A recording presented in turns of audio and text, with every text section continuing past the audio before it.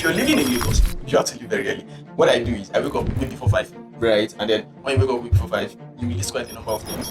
One of the lies that we give ourselves is that 24 hours is not enough. I want you to look around you. 2025 is almost over. A full 365 days, 8,760 hours. That's your currency, it's your inheritance, it was your raw material. What did you do with it? But I want you to take a look at your phone, go to settings, and then go to screen time. How much screen time did you spend this year? Again, you can't be wiser than the creator of time because it knows that 24 hours is actually enough because the 24 hours people have done unbelievable things.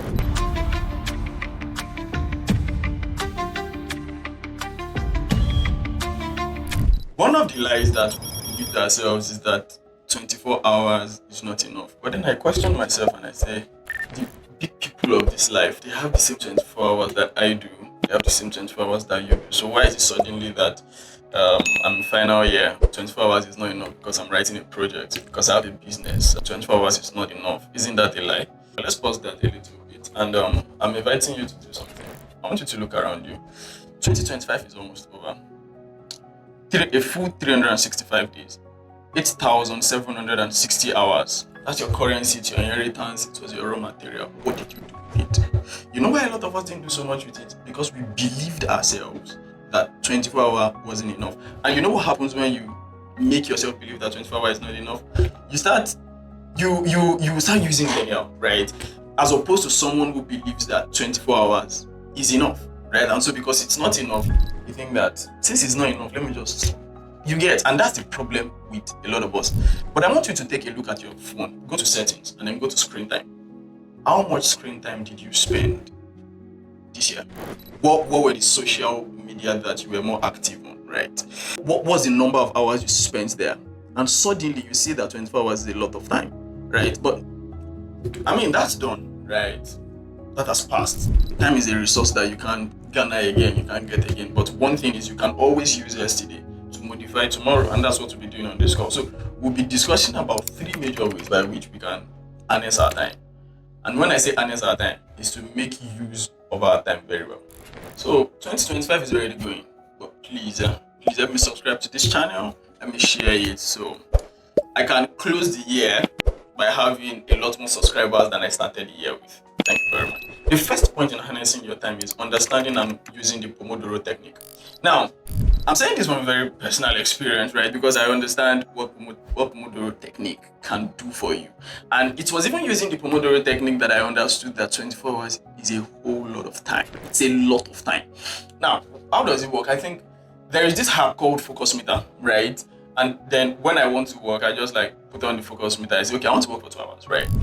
I work for 2 hours without any disturbance. And it's like I'm ticking almost most of my tasks for the day, right? Except the very tedious ones that would normally take a lot of time, like some personal things I have to do that takes a lot of time. And so there was a time I used the Pomodoro stuff for like 6 hours. And it was like, I did every freaking thing, from the things I had carried over from yesterday into today, the things I carried over from last week, the ones that was hard, the ones that wasn't hard. And I cleared everything. I still had a lot of hours still on my plate. And that's the point, right? When you use the Pomodoro Technique, and it's a technique that you have this app, what is only on the screen for that 2 hours or 3 hours is that time. It's just ticking, and then you already have what you want to do. You already have it set with, I want to do this, after I'm done with this, I move to this, I move to this, I move to this, I move to this, I move to this. Then that you define everything you want to do. It will make your time much more efficient. And then you wouldn't be saying that 24 hours is not enough. You just know that you've made use of your time so well that you are achieving a lot of the things that you have to achieve. Again, you can't be wiser than the creator of time because it knows that 24 hours is actually enough, because the 24 hours people have done unbelievable things within 24 hours. So would you do that? So I would advise you to just try to use that Pomodoro Technique. It is very good. The second point is the 5 a.m. rule. There is this book, The 5 a.m. Club by Robin Sharma, and I think it's one of the best books I've ever read, like in my entire life. Some of us say we are night people, we are morning people, we are this. But I would first of all beg you to just try this. Wake up 5 a.m. every day.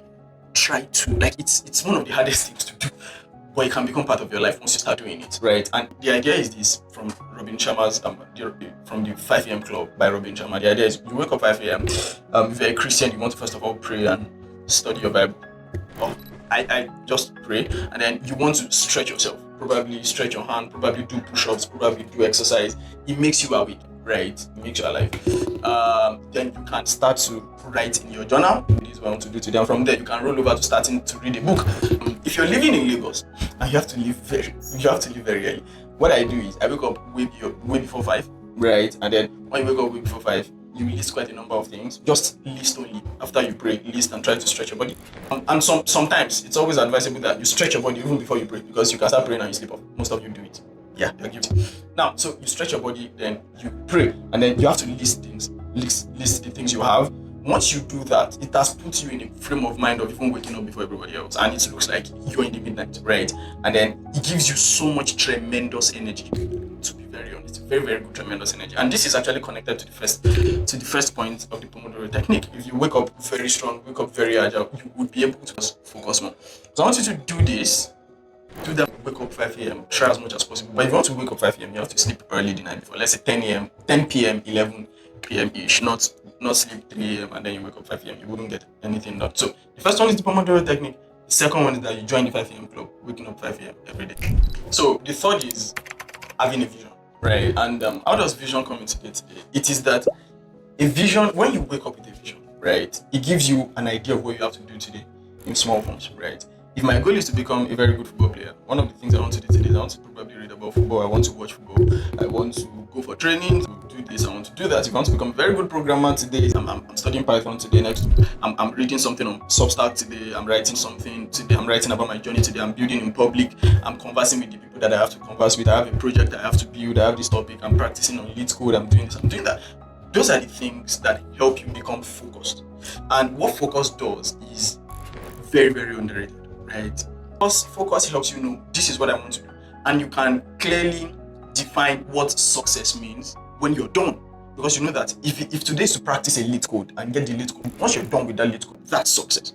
You know, once you're done with this, that's success. And everything ties together to the overall vision you have for yourself at that point in time, right? And that's why I said you have to have a vision, right? If it helps you, you can craft a vision, you can make it in form of a vision board, right? That makes pictures of what the people that have achieved one or two things. You can use AI to do all of these things, right? You can use Claude, Gemini, right? And those things give you a more heightened focus, right? They help you do the things that you're meant to do. And you would see that 24 hours is not enough. It's just a bloody lie.